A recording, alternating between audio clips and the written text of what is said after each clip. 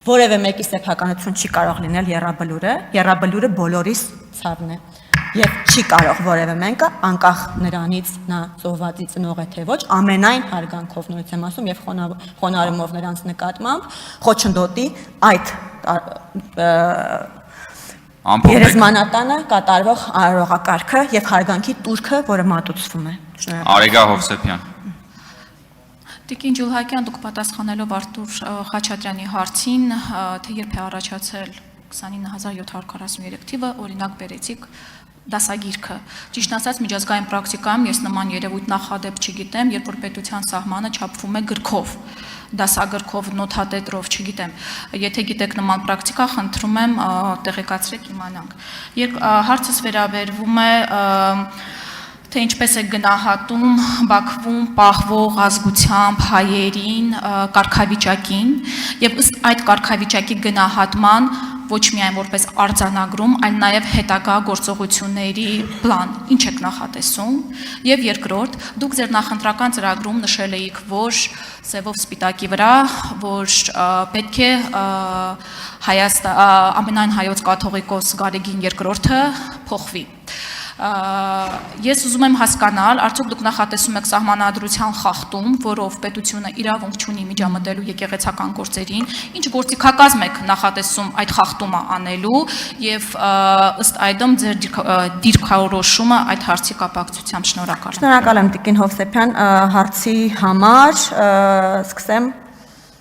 առաջին հարցը Բաքվում պահվող հայերն էին, սկսեմ Բաքվում պահվող հայերից։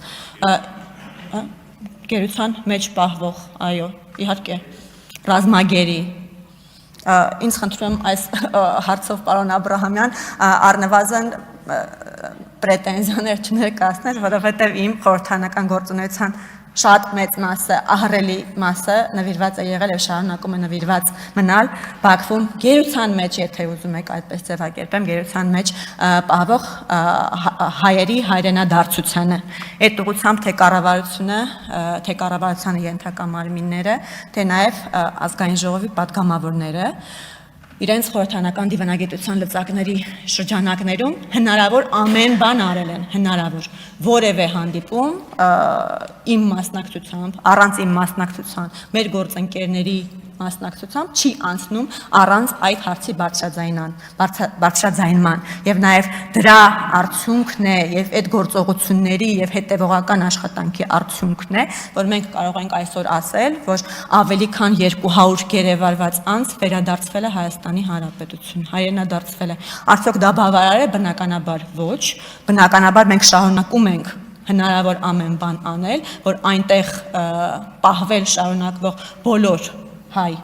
ռազմագերիները վերադառնան Հայաստանի Հանրապետություն, արդյոք մենք կարող ենք ունենալ այդ առումով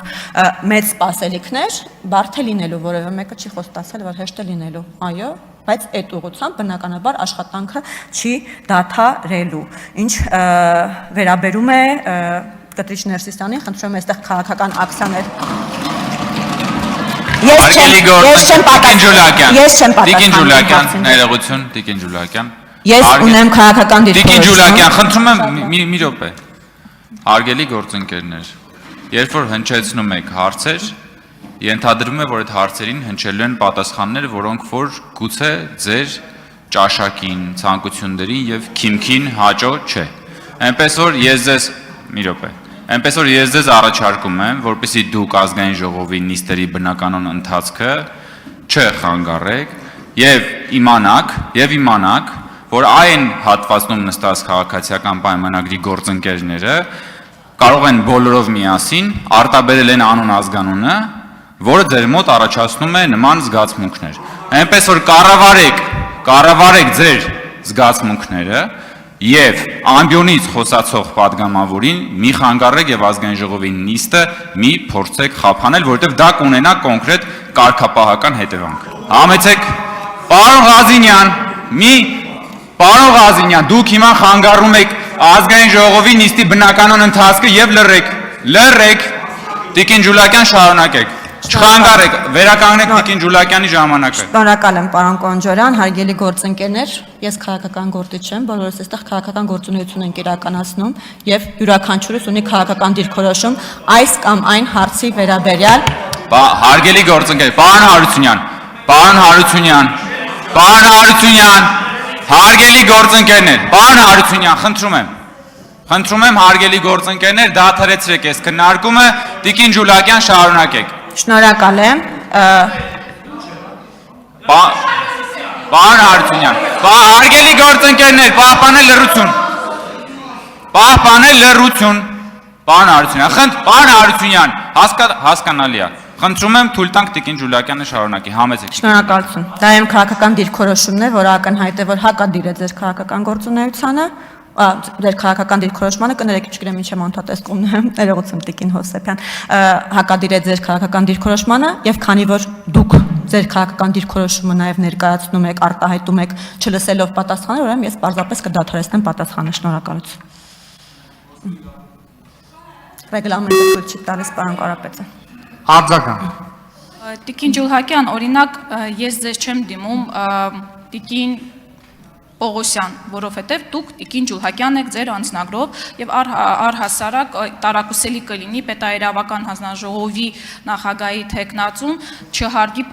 փաստաթուղթը անձնագիրը, որով որ Գարեգին երկրորդ է գրված, այսինքն հենվելով փաստաթղթի վրա նաեւ այդպես է։ Սա քաղաքական ճաշակ չէ, սա փաստաթղթի արձանագրում է եւ դրա մասին բարձրաձայնում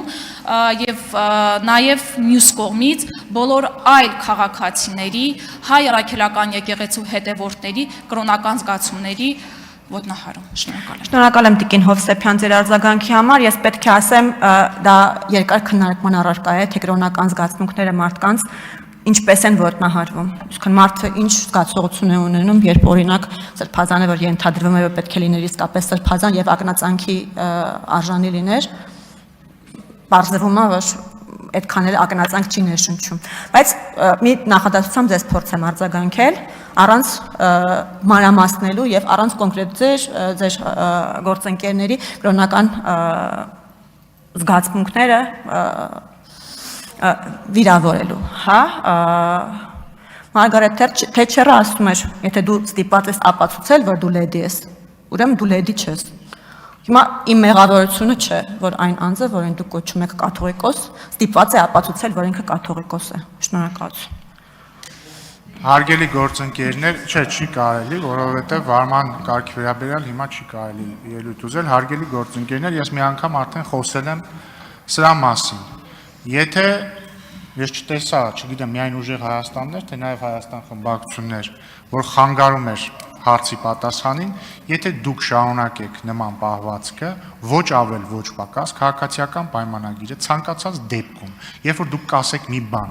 որը կվիրավորի մեր բանականությունը, իսկ դուք որոշակի անձի, երբ որ անվանում եք որոշակի կոչումով, դա վիրավորում է մեր բանականությունը։ Մենք ճշգրիտ նույն պահվածն ենք ցուցաբերելու, ոչ ավել, ոչ պակաս։ Եթե մեկ անգամ էլ կրկնվեց ձեր այդ պահվածքը, ասում եմ, մեկ անգամ էլ, հիմա դեռ այդպիսի պահված մենք չենք ցուցաբերի, մեկ անգամ էլ ճշգրիտ նույնն ենք անելու։